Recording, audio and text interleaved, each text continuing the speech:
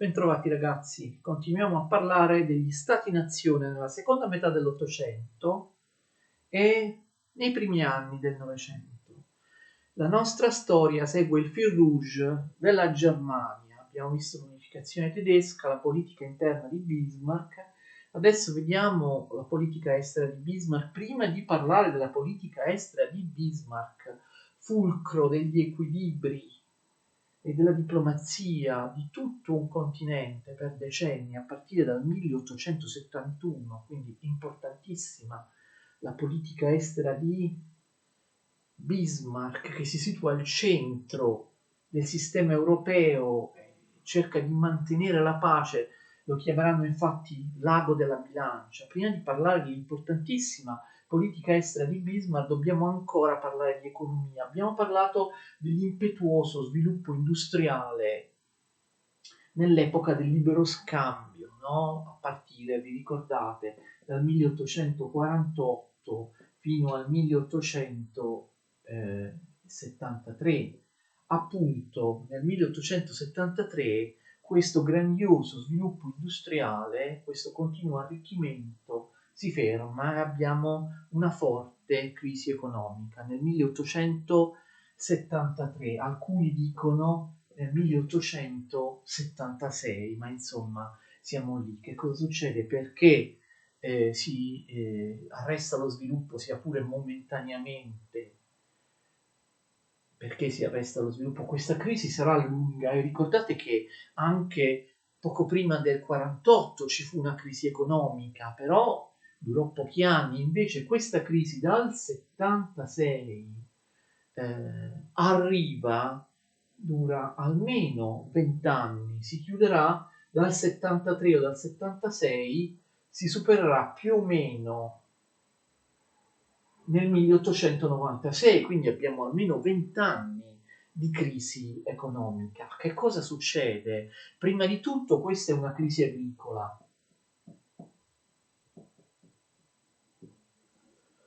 I cereali e gli altri prodotti agricoli arrivano in Europa da posti che prima erano impensabili, dagli Stati Uniti d'America. L'economia americana, l'agricoltura americana industrializzata, meccanizzata, è la migliore del mondo, riesce a produrre cereali e altri prodotti agricoli a costi bassissimi e a farli arrivare su grandi navi in Europa. Quindi i produttori agricoli europei vanno in crisi perché c'è sovrabbondanza di offerta, c'è più offerta che domanda. Arriva il grano dall'altro continente, dall'America, che è più conveniente del grano dei produttori europei, ma il grano addirittura arriva anche dall'Argentina, addirittura dall'Australia e quindi ovviamente abbiamo un crollo dei prezzi, abbiamo tanta offerta di grano, di prodotti agricoli che supera decisamente la domanda. Coloro che vogliono acquistare sono pochi, i produttori europei devono necessariamente abbassare i prezzi, d'accordo? E naturalmente questa crisi non tocca minimamente gli Stati Uniti d'America, che proprio negli anni della crisi ne approfittano per diventare una delle potenze industriali più forti del mondo. Cioè, la stessa cosa si verifica a livello di produzione industriale. Ci sono tante merci e pochi compratori, perché ovviamente l'abbiamo già detto una volta, non è soltanto l'Inghilterra a produrre industrialmente, come era nel Settecento, all'inizio dell'Ottocento, sono tanti paesi europei, occidentali, che producono industrialmente. Fino a un certo punto la cosa va bene, ci si arricchisce, ci si scambia le merci, ricordate, in un regime di libero scambio, senza dogane, senza barriere tra una nazione e l'altra, ma poi le merci diventano troppe, quindi si tratta di una crisi di sovrapproduzione. Abbiamo visto che anche la crisi del 1846 è una crisi di sovrapproduzione. anche quella del 1873. Le classiche crisi cicliche del capitalismo occidentale sono crisi di sovrapproduzione. Tutti producono un sacco di merci senza preoccuparsi di chi le deve acquistare. E chi le deve acquistare? Chi? I salari rimangono bassi. Molti paesi europei avevano ottenuto la loro grande industrializzazione sulla pelle dei salariati, non soltanto, attenzione, dei proletari di fabbrica e dei contadini, anche per esempio dei funzionari, degli impiegati della pubblica amministrazione. I salari, sia nell'industria, sia nella pubblica amministrazione che in campagna, erano rimasti bassi. A chi vendi dunque tutte queste merci? I contadini, gli operai o i borghesi impoveriti non possono comprare queste merci, quindi c'è una sovrapproduzione, c'è molta offerta, però poca domanda. Anche in questo caso, prodotti industriali arrivano in Europa in maniera fortemente concorrenziale da paesi che prima non esistevano come esportatori verso l'Europa, non soltanto gli Stati Uniti d'America, ma persino il Giappone, che fa arrivare in Europa merci a bassissimo costo. Parleremo dell'incredibile crescita economica velocissima del Giappone alla fine dell'Ottocento, ma addirittura merci industriali arrivano persino dalla Russia, che in parte, sia pure poco, si sta industrializzando, persino dalla Cina, e quindi sovrapproduzione. Vedete, c'è le crisi capitalistiche, sempre crisi cicliche attraverso, attenzione, nonostante le previsioni fosche dei socialisti e di coloro che, come Marx, prevedevano una crisi generale e definitiva del capitalismo, tutte queste crisi, anche quelle più recenti, quelle più vicine a noi, almeno finora, non hanno determinato il fallimento del capitalismo. Il capitalismo riesce sempre a superare le crisi riorganizzandosi. Anche in questo caso fu così. Però sono crisi diverse, sono crisi di sovrapproduzione, sono crisi molto diverse rispetto a quelle dell'ancien regime. Nel feudalesimo, nel sistema aristocratico prima dell'Ottocento, le crisi non erano dovute a sovrabbondanza di merci, erano dovute a penuria di merci. Le crisi dipendevano da carestie, le crisi dipendevano da pestilenze, d'accordo? Da mancanza di raccolti e così via. E quindi le crisi dell'antico regime fino al Settecento, diciamo così, anche nella prima parte dell'Ottocento, dipendevano dalla scarsità di merci. Invece queste sono crisi che dipendono dalla sovrabbondanza di merci. Poi ci sono cause anche più particolari. Gli storici hanno messo in evidenza il fatto, ve l'ho detto la scorsa volta, che ormai negli anni 70 la maggior parte delle ferrovie era stata costruita in Europa, cioè il settore ferroviario aveva fatto da volano alla crescita industriale. Le ferrovie si costruivano dappertutto, questo faceva arricchire tutti, anche chi produceva i binari, chi doveva dare il carbone alle locomotive e così via, chi produceva le vernici per i vagoni, qualunque cosa. Cioè la costruzione di ferrovie aveva portato un'enorme ricchezza, però negli anni 70 ormai tutte le ferrovie più importanti, tra le città più importanti d'Europa, erano già state costruite. Restavano da costruire ferrovie su tratte meno importanti che univano città poco popolose, in paesi magari spopolati, dove non conveniva neanche costruire ferrovie. Quindi ovviamente diminuisce moltissimo la costruzione di ferrovie in Europa, e questo darà a cascata una serie di problemi. La crisi poi sarà superata grazie a una maggiore efficienza della fabbrica e anche a una proprio rivoluzione, maggiore efficienza, una rivoluzione dei ritmi di produzione nella fabbrica attraverso il Fordismo, il Taylorismo. Sono cose che io poi studieremo quando parleremo della seconda rivoluzione industriale, in particolare della storia degli Stati Uniti, ma anche appunto delle enormi invenzioni, anche in termini di materiali, alla fine dell'Ottocento con la seconda rivoluzione industriale. Quindi il capitalismo riuscirà a uscire da questa crisi e a partire dal 96 innescherà un nuovo potentissimo ciclo di crescita. Tuttavia c'è da scontare questa crisi economica. Fate attenzione perché le conseguenze della crisi, di questa crisi economica generale europea, non certo americana o giapponese, sono molto importanti. Si passa dall'epoca del libero scambio al protezionismo.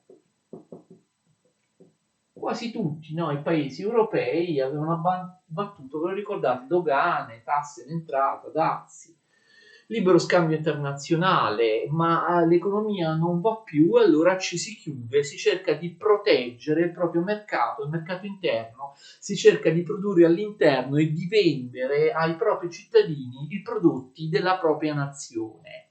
Si chiudono i dazi, si chiudono con i dazi, con delle dogane, con i dazi, si scoraggiano le importazioni dagli altri stati, quindi protezionismo. Fate attenzione, il passaggio dal libero scambio al protezionismo avviene in quasi tutti i paesi europei, ma non per la Gran Bretagna. La Gran Bretagna, che insomma è lo Stato che è l'alfiere del libero mercato, sarà l'unico che manterrà, almeno finché sarà possibile, il libero scambio. Il protezionismo che cosa implica? Fate attenzione, lo Stato interviene sempre di più nell'economia. Questa è la conseguenza di questa crisi economica. Lo Stato non si limita ad aiutare l'economia nazionale mettendo dei dazi, bloccando le importazioni degli altri paesi, ma lo Stato interviene sempre di più, spesso indebitandosi, per favorire l'economia nazionale. Lo Stato, voi direte già prima era così, tranne che in Inghilterra e in molti altri stati, per colmare il gap con l'Inghilterra, il ritardo industriale con l'Inghilterra, l'abbiamo già spiegato parlando della rivoluzione industriale, vi ricordate?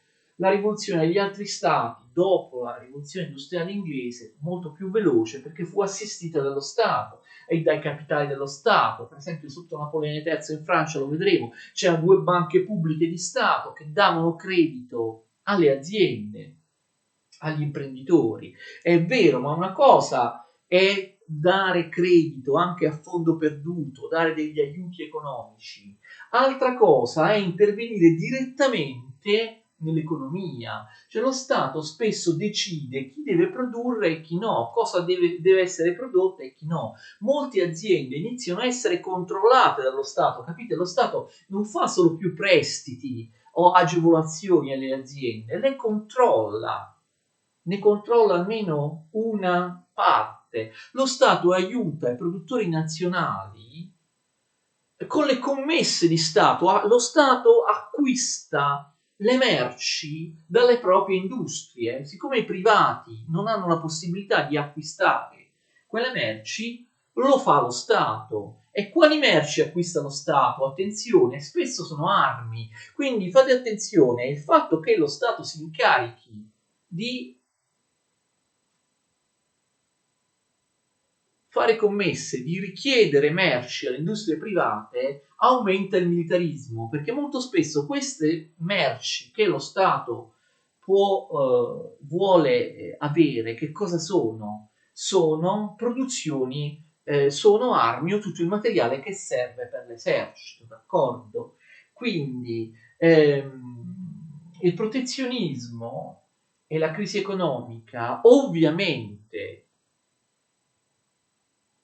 spingono gli stati a cercare delle nuove colonie, cioè aggravano la situazione di quei popoli che vengono colonizzati. Il protezionismo, la risposta alla crisi, è anche questo, cercare di conquistare nuovi territori da mettere all'interno di questo mercato protetto, chiuso, e quindi trovare consumatori nei cittadini che vengono sottomessi nella colonizzazione al di fuori dell'Europa, trovare materie prime all'interno di nuovi paesi, quindi aumenta la produzione di armi, aumentano anche le guerre coloniali, che sembrano uno sfogo, una possibilità ovviamente di uscire dalla crisi.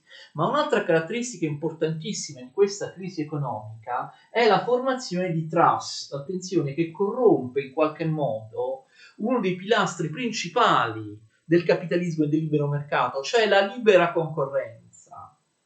E invece della libera concorrenza si formano dei trust, dei monopoli, anche a livello internazionale, le grandi industrie transnazionali, delle grandi corporation, che formano appunto dei trust, facendo fallire tutti i propri concorrenti, acquistandoli e quindi impedendo di fatto una libera concorrenza. I trust, i monopoli, persino il paese simbolo del capitalismo, per ogni settore produttivo spesso una o soltanto due aziende che agiscono in regime di monopolio. Famosa è la Standard Oil, parlo degli Stati Uniti. La Standard Oil, appartenente alla famiglia Rockefeller, arrivò a stabilire un trust, un monopolio sul petrolio, possedeva più del 90% dei pozzi petroliferi, cioè dell'attività estrattiva del petrolio, anche della raffinazione, delle raffinerie di petrolio, più del 90%, così come la US Steel possedeva la gran parte delle industrie nel settore dell'acciaio, d'accordo? Nel settore dell'acciaio, la US Steel. Ma stessa cosa vale in Germania, e riprendiamo la storia della Germania. In Germania si formano dei gruppi finanziati dal governo o amici del governo che agiscono in maniera monopolistica. Un'azienda come la Krupp, che addirittura ha 40.000 dipendenti, la Krupp oppure la Siemens oppure la AEG, sono tutte aziende leader in ogni settore, nel settore meccanico, nel settore elettrico-meccanico, nel settore siderurgico, oppure nel settore della chimica, d'accordo? La Siemens e così via. Se ne potrebbero citare molte. E noi stiamo parlando della Germania. La Germania è precisamente il paese che incarna al massimo livello questo modello, il modello del protezionismo e il modello del controllo dell'economia, della produzione industriale da parte dello Stato. Lo Stato tedesco autoritario di Bismarck e di Guglielmo I diventa uno Stato imprenditore, d'accordo, che in qualche modo dirige e controlla l'economia. Politica estera di Bismarck. Bismarck cerca in tutti i modi di mantenere la pace in Europa. Abbiamo detto Bismarck non è Napoleone, Bismarck non è Hitler. Molti pensano, non conoscendo niente, che Bismarck, siccome era militarista, cinico, autoritario, disprezzasse il Parlamento, era un militare prussiano, fosse uno come sarà poi Hitler, uno che voleva sottomettere i popoli alla Germania, espandere la Germania, conquistare tutta l'Europa. Niente di più falso. Bismarck ha sempre cercato di evitare una guerra generale europea e grazie alla sua notevole diplomazia, che adesso cercheremo di vedere nella sua logica come si sviluppa, riuscì a evitare una guerra europea. Bismarck ha sempre pensato, purtroppo i tedeschi che scatenarono la prima e la seconda guerra mondiale non la pensarono come lui, che la Germania avrebbe avuto tutto da perdere da una guerra generale europea, perché sarebbe stata attaccata su due fronti, avrebbe avuto Francia e Inghilterra nemici ad ovest e la Russia sul fronte orientale, proprio come avvenne nella prima e nella seconda guerra mondiale, proprio il motivo per cui la Germania perse la prima e la seconda guerra mondiale. La Germania, dice Bismarck, dovrebbe combattere da sola contro tutti, sarebbe schiacciata a tenaglia a ovest e a est.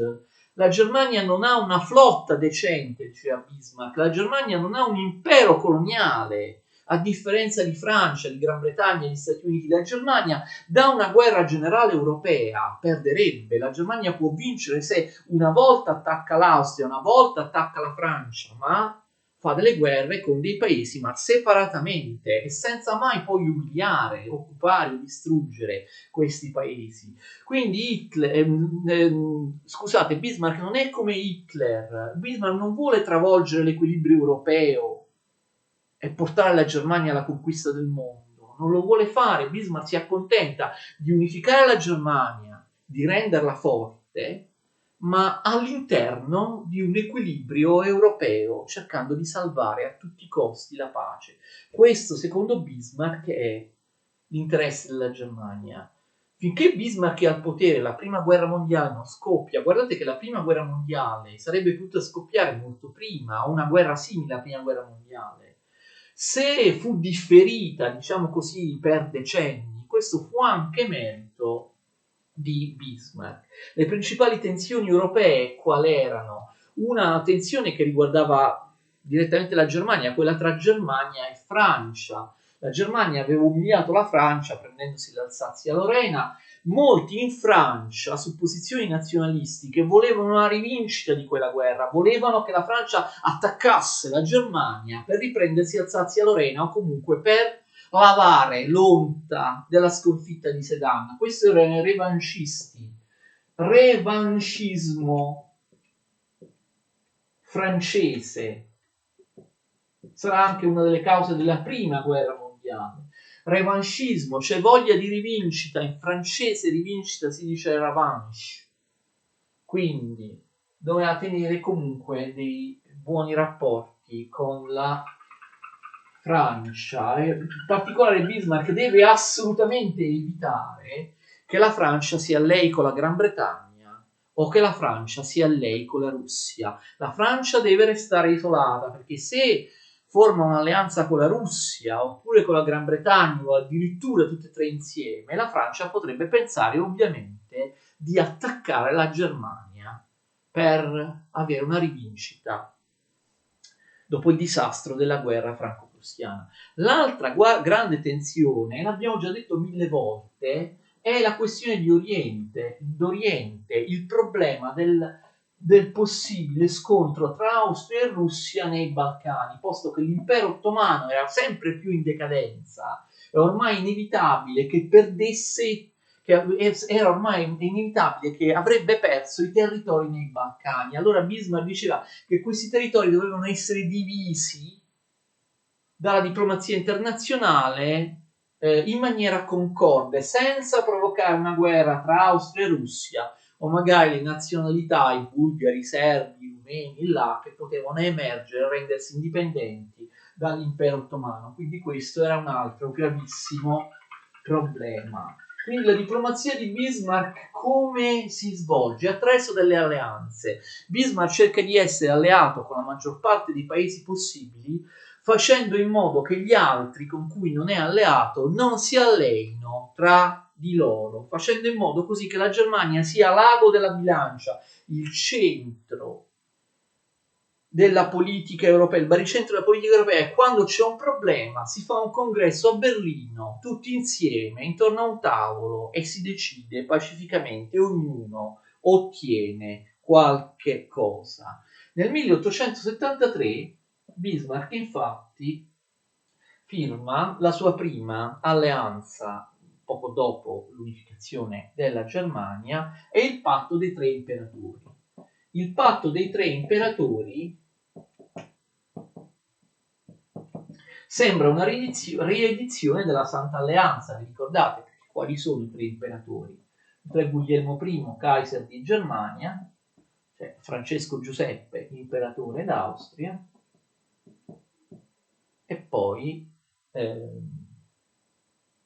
non c'era più Nicola I, ma Alessandro I, lo vedremo, imperatore zar di Russia. Quindi un'alleanza tra Austria, Germania e Russia, la classica alleanza tra le tre potenze tradizionaliste dell'Europa centro-orientale. Quindi questo è già un grande successo, perché vi ricordate, l'Austria pochi anni prima, nel 1866, era stata umiliata e sconfitta dalla Germania, ma l'Austria accetta di allearsi con la Germania, quindi questo è un ottimo risultato da parte di Bismarck. Questa alleanza, però, in particolare l'alleanza tra Austria e Russia, viene messa in difficoltà dalla grande guerra balcanica antiturca del 1875-1876. Come tutti prevedevano e come vi ho già detto poco tempo fa, la Turchia è sempre più debole, perde molti territori nei Balcani, le nazionalità oppresse si ribellano, d'accordo? Si ribellano e si rendono indipendenti. Quindi l'impero ottomano viene sconfitto nei Balcani e nascono nuovi stati indipendenti che prima, per secoli, erano stati sottomessi all'impero ottomano. In particolare la Bulgaria, poi la Serbia. In realtà vi ricordate che un piccolo principato serbo esisteva già, però adesso la Serbia diventa davvero uno stato grande, importante. Poi anche il Montenegro, il piccolo Montenegro, e poi la Romania. In realtà anche la Romania esisteva già, però si ingrandisce molto. La Romania, mi sono dimenticato di dire, nasce dall'unione di alcuni principati rumeni indipendenti, che era stato l'esito, mi sono dimenticato di dirlo, della guerra di Crimea. Quando abbiamo parlato della guerra di Crimea, ricordate, l'impero ottomano non perde nulla in Crimea, non cede territori, però deve dare l'indipendenza ad alcuni principati romeni che si uniscono nel regno di Romania. Adesso il regno di Romania diventa più grande, però è comunque una Romania molto più piccola di quella attuale, perché vi ricordo che 2/3 della Romania attuale, cioè la Transilvania, erano posseduti dall'impero austriaco, e questo già vi dice il problema, no? È chiaro che queste nazionalità mettono in pericolo l'Austria e la voglia dell'Austria di dominare nei Balcani, perché ovviamente questi sono nazionalisti, si odiano magari l'uno con gli altri. La Romania vuole il pezzo di Romania che appartiene all'Austria, la Serbia vuole un pezzo di Serbia che appartiene all'Austria, e inoltre vuole anche la Bosnia,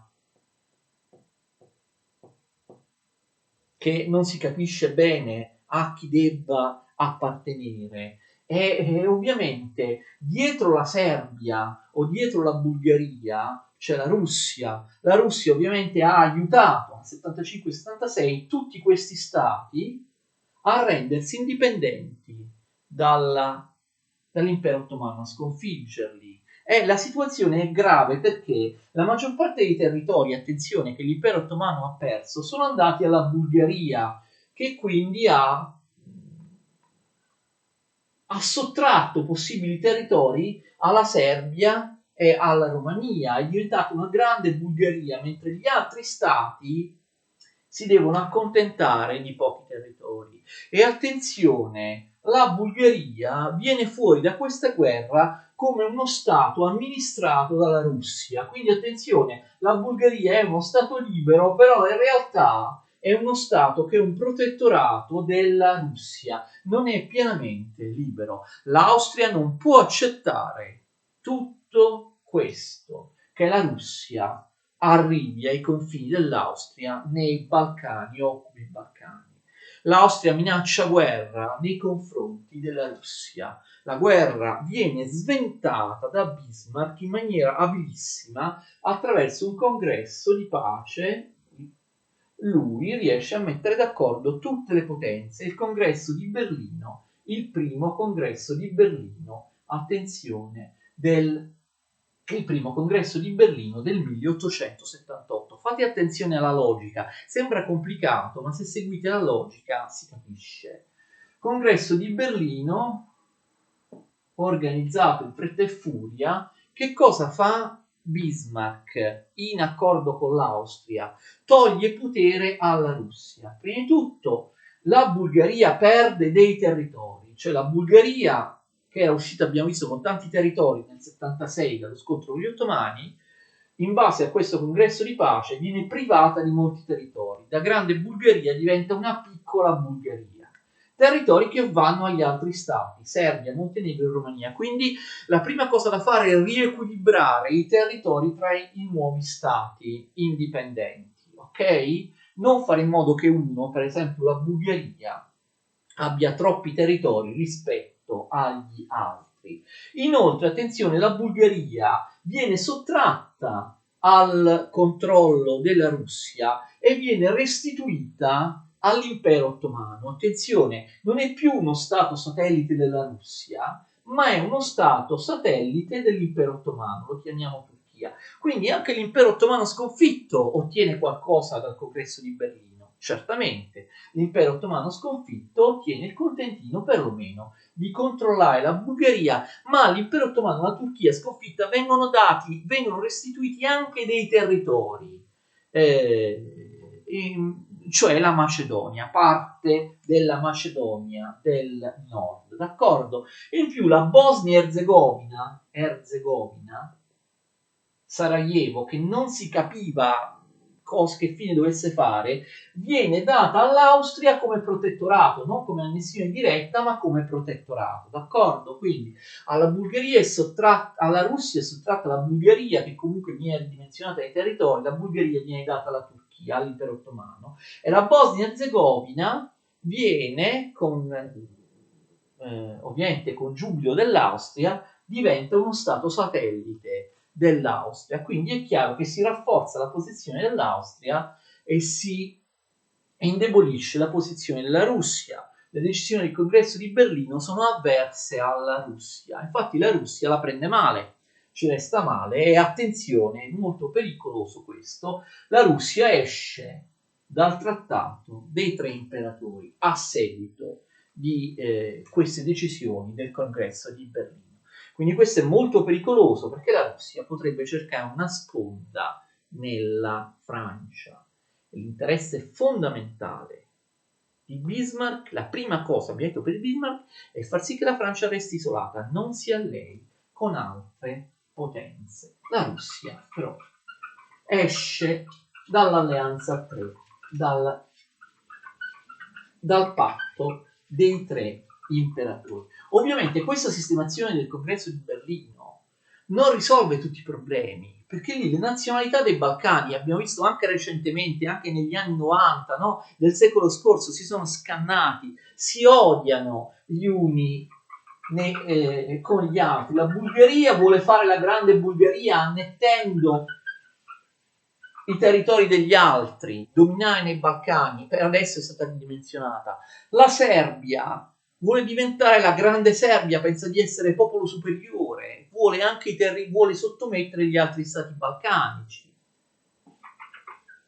La Serbia non può accettare che la Bosnia-Herzegovina sia controllata come protettorato dall'Austria. Attenzione, voi sapete, questa sarà proprio la causa dello scoppio della prima guerra mondiale. La Serbia considera Sarajevo, la Bosnia-Herzegovina, come proprio territorio e invece la Serbia, la Bosnia viene data sia pure come protettorato all'Austria, quindi ovviamente in Serbia, come in Bulgaria, come in Romania, dappertutto, ma parliamo della Serbia, nasce un irredentismo, un nazionalismo anche austriaco che vorrebbe sottrarre la Bosnia-Herzegovina all'Austria. Voi sapete che questa fu proprio la causa scatenante della seconda guerra mondiale. La Russia esce dal patto dei tre imperatori. Allora, attenzione, Austria e Germania restano alleate, però la Russia è uscita. Che cosa succede? Succede che Bismarck sostituisce la Russia con l'Italia. Nel 1882 si forma la famosa Triplice Alleanza. Veramente l'Italia voleva allearsi soltanto con la Germania, però la Germania dice no, o è a tre oppure no. Tu Italia ti allei con noi e noi ti aiutiamo, vediamo adesso per che cosa, ma devi allearti anche con l'Austria. E quindi la Russia ha abbandonato l'alleanza con Austria e Germania, però Bismarck la sostituisce con l'Italia. Questa ovviamente è la famosissima Triplice Alleanza. Ma voi direte, ma come mai l'Italia non era un paese liberale? Perché l'Italia non si allea con Francia o con Gran Bretagna? Forse non la vogliono. Poi tra l'altro alleandosi con la Germania è costretta a allearsi con l'Austria. Ma come? Ma l'Austria è il nemico storico dell'Italia. L'Austria è la potenza contro cui l'Italia ha combattuto durante le guerre del Risorgimento e ha combattuto, vi ricordate, ancora nel 1866 per conquistare il Veneto. L'Austria possiede ancora quelle che l'Italia chiama terre irredente, cioè non redente, terre irredente, non redente, non liberate, terre irredente, cioè terre abitate da italiani che però sono ancora sottomessi all'Austria. Trento e Trieste, Trentino e Friuli Venezia Giulia e anche l'Istria, la naturale regione di Trieste. Quindi l'interesse dell'Italia sarebbe acquisire questi territori dall'Austria per completare l'unificazione. Perché l'Italia si schiera con l'Austria? L'Italia mette provvisoriamente da parte l'idea di conquistare le terre irredente. Per quanto sembri strano a chi pensa l'Italia al Risorgimento ha fatto solo l'interesse degli italiani, no. Perché qual è l'interesse dell'Italia nel 1882 che addirittura è prevalente rispetto all'acquisizione di Trento, Trieste e l'Istria, terre italiane irredente sotto l'Austria? È la conquista di colonie. L'Italia una volta unita si era buttata anche lei, buona ultima in tutta Europa, nella conquista di colonie. Questa e non altra è la motivazione per l'alleanza con Austria e Germania. L'Italia era ai ferri corti con Gran Bretagna e Francia, soprattutto per la Francia, per via della rivalità nella conquista di colonie.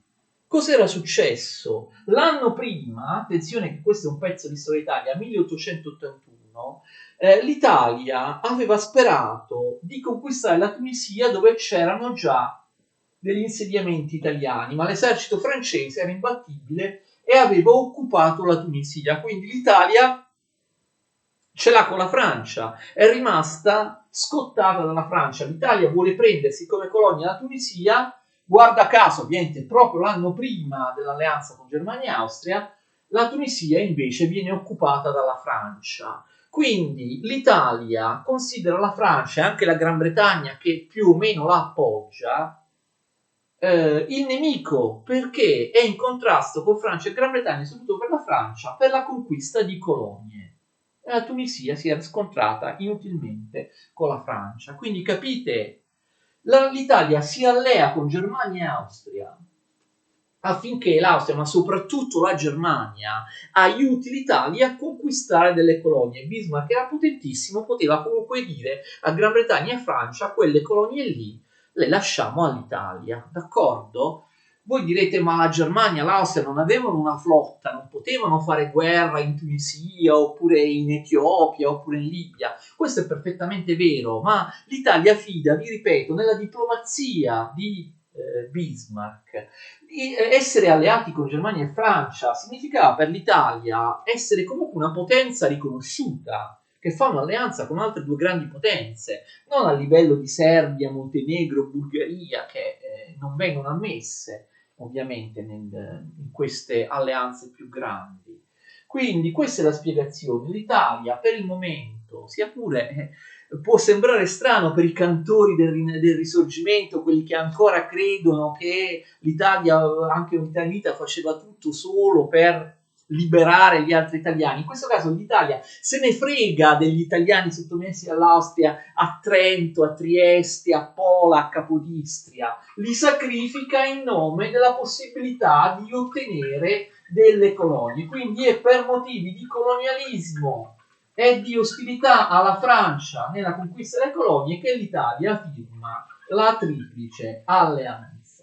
Allora, attenzione, c'è sempre il problema che la Russia possa allearsi con la Francia e qui c'è veramente il capolavoro assoluto di Bismarck. Oltre alla Triplice Alleanza 1882, Bismarck, incredibilmente, veramente un genio della diplomazia, riesce nel 1887 in maniera segreta ad allearsi anche con il nemico dell'Austria, cioè con la Russia. Incredibile, un'alleanza segreta tra Germania e Russia, e se l'Austria l'avesse saputo, si sarebbe arrabbiata. Incredibile, la Germania si allea in maniera manifesta con Austria e Italia e in maniera invece segreta con la Russia nel trattato di controassicurazione, si chiama 1887, l'alleanza segreta tra Bismarck e Alessandro I, zar di Russia.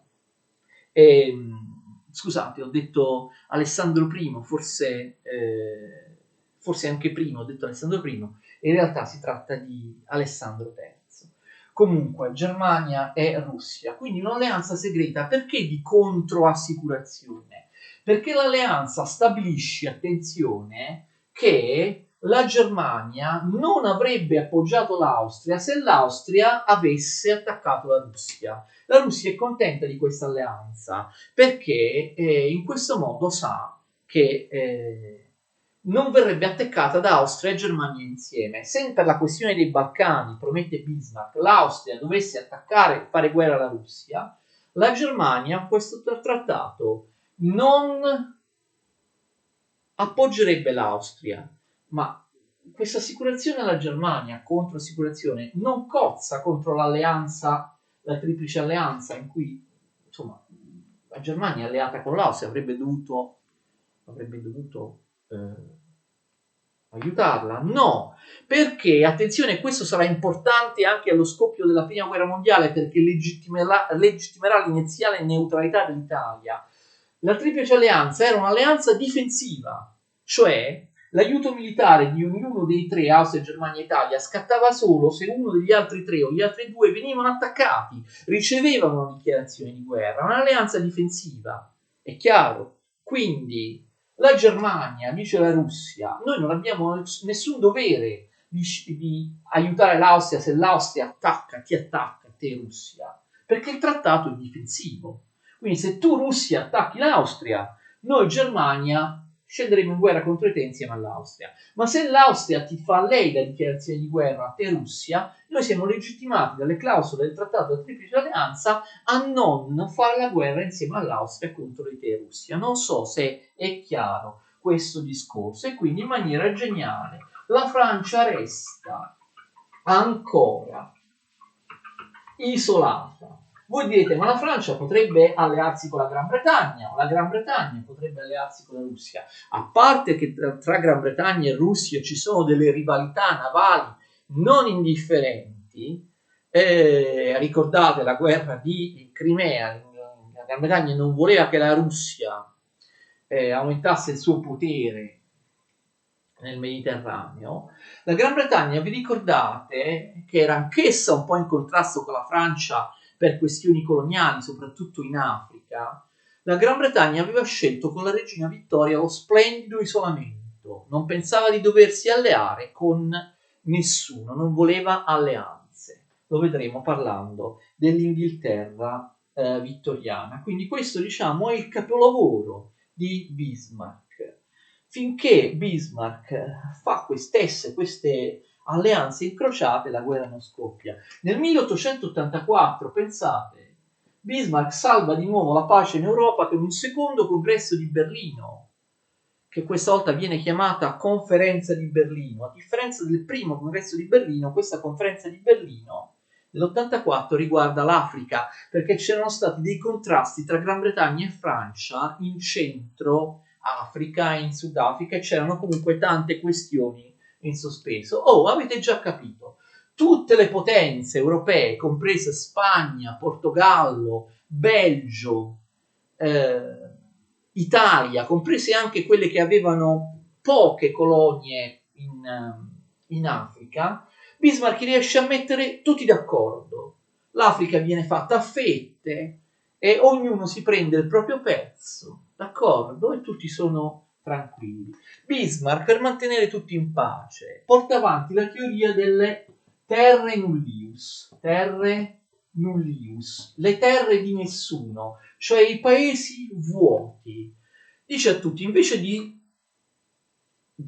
scannarci tra di noi, possiamo noi dedicarci a prendere quelle terre che sono ancora vuote. Ovviamente vuote non significa disabitate. Cinicamente vuote significa terre di nessuno, che non appartengono a nessuno, ma gli indigeni non contano niente purtroppo. Sono le terre non ancora occupate da potenze europee. Ce ne sono anche in Africa e quindi ognuno si prende magari quello che non apparteneva all'altro.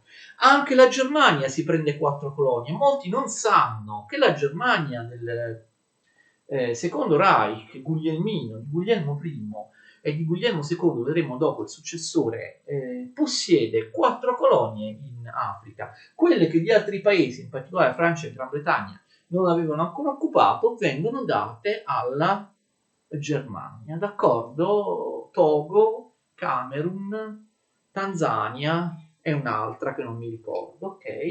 Non solo, ma vengono date all'Italia, quindi vedete che l'Italia ottiene un appoggio nella sua avventura coloniale, la sua espansione coloniale dall'alleanza con la Germania. La Germania fa sì che l'Italia possa prendersi colonie che ancora non appartengono a paesi europei. L'Italia già possiede, lo vedremo, l'Eritrea, cioè la costa dell'Etiopia sul Mar Rosso. All'Italia viene data l'Eritrea, che è un regno indipendente.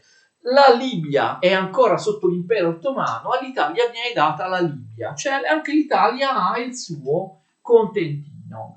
Le terre nullius che non appartengono ad altri paesi, alcune come Togo, Camerun, Tanzania, se le prende la Germania, altre sono riservate all'Italia perché già rispondono alla volontà di espansione dell'Italia. Etiopia e Libia. C'è un piccolo problema. Tutte le potenze europee, grazie all'appoggio e alla mediazione di Bismarck, sono d'accordo che all'Italia vada l'Etiopia e la Libia.